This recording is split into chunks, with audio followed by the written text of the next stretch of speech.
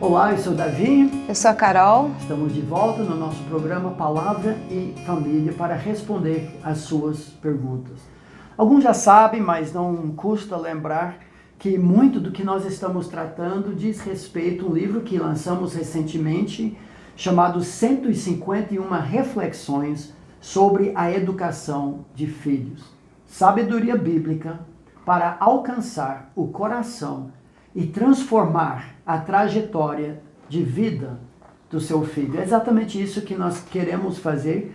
Hoje nós vamos tratar de um dos capítulos do livro, a ideia 150, que diz respeito a uma situação bem corriqueira, até que simples, em que há distinções muito importantes e bíblicas. A questão de desculpas versus o perdão. Qual a diferença entre os dois? É importante os pais manterem essa diferença. Eu posso lembrar de várias vezes, tanto em casa como com outras crianças. Uma criança fez alguma coisa, ofendeu, machucou outra criança, e os pais, ou talvez um professor, fala: agora, peça perdão ao seu irmão. E a criança fazia assim: desculpa, filho. Peça perdão ao seu colega. Desculpa, eu já falei. Os pais precisam insistir nessa distinção entre desculpas e perdão. Afinal de contas, qual é a distinção? A diferença é, desculpa é uma palavra que a gente usa para tirar a culpa de algo que fizemos, mas foi sem querer. Foi um acidente. Você pisou no pé de alguém, você tropeçou e acabou se barrando num abajur que caiu e quebrou. Mas foi algo que não tinha intenção, foi um acidente. Então você pede desculpa. Agora, perdão é algo que nós pedimos quando nós temos culpa, sim. Nós fizemos algo de propósito, eu tinha maldade no coração, eu queria ferir, ou com minhas palavras, minha atitude, ou batendo mesmo, e aí isso é pecado. Perdão é para pecado, desculpa é para acidentes. Então a criança derruba seu suco na mesa e pede perdão.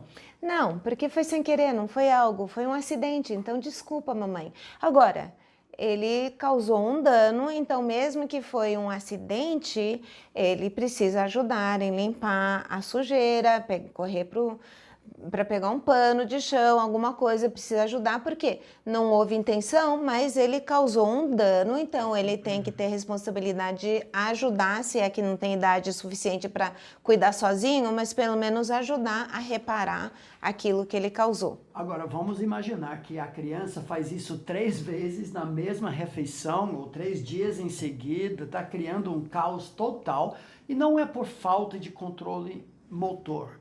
É simplesmente descuido. Sim, nesse caso, se você já ensinou, filho, cuidado com os cotovelos, põe o copo mais para dentro, e ele não está se importando com aquilo que você falou, aí o pecado é outro, porque não é talvez tanto de derrubar, mas é que as suas palavras não foram importantes o suficiente, então eu vou continuar fazendo do jeito que eu quero. Aí já está beirando se já não é um pecado, porque ele não quer aprender, ele não está vendo você como alguém preciosa, alguém que precisa ser tratada com respeito, e ele não está dando valor àquilo. Okay. Perdão, por natureza, é humilhante. Sim. Faz parte do processo de santificação na nossa vida, porque falar desculpa, ou eu sinto, ou sinto muito, é muito fácil. Mas quando eu falo você me perdoa, nós nos colocamos, num certo sentido, à mercê da outra pessoa. Sim.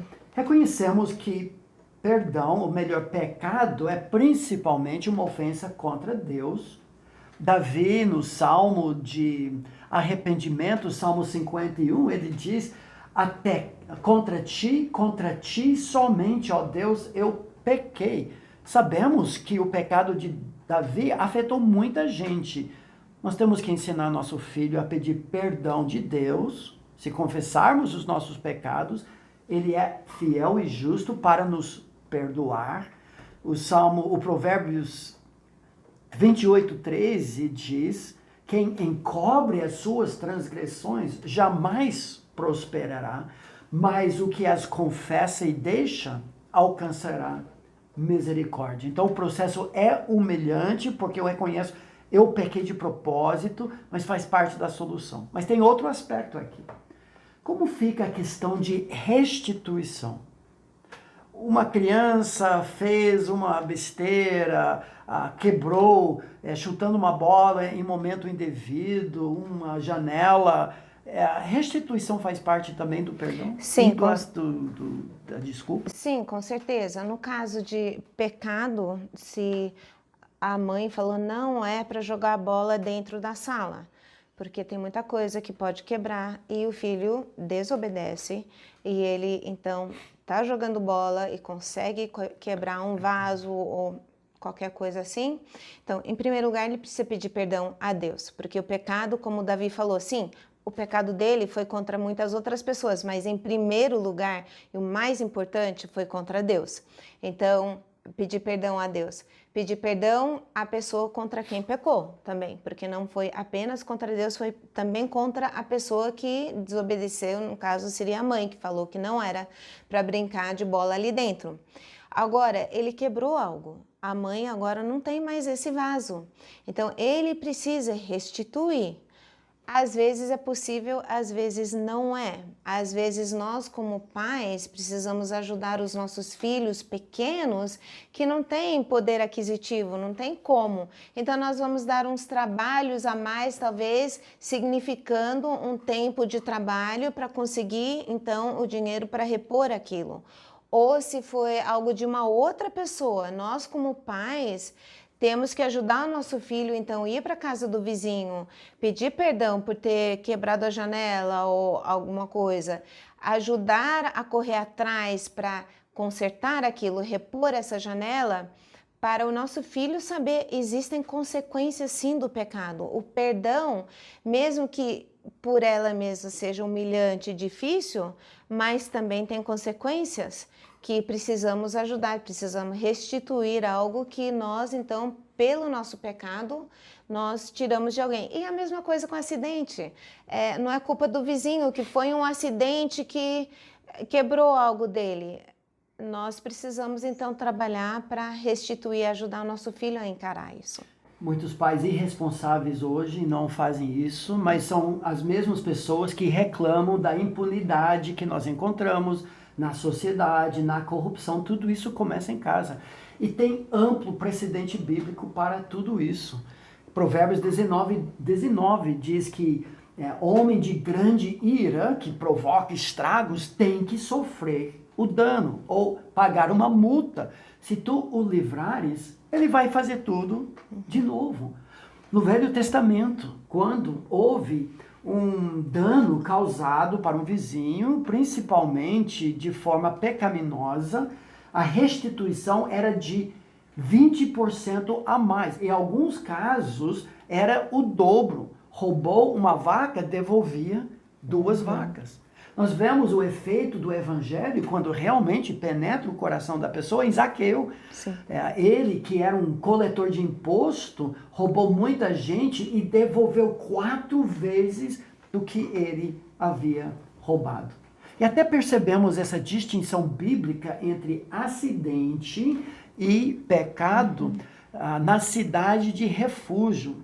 Josué capítulo 20 faz a distinção entre um acidente que acabou matando uma pessoa, havia cidade de refúgio para essa pessoa até a morte do sumo sacerdote. Houve uma morte, algo horrível aconteceu, mas isso foi diferente do que homicídio proposital que foi tratado dentro de Israel com julgamento e até a pena capital. Deus faz a distinção também entre acidente e o pecado. Perdão, desculpas e restituição.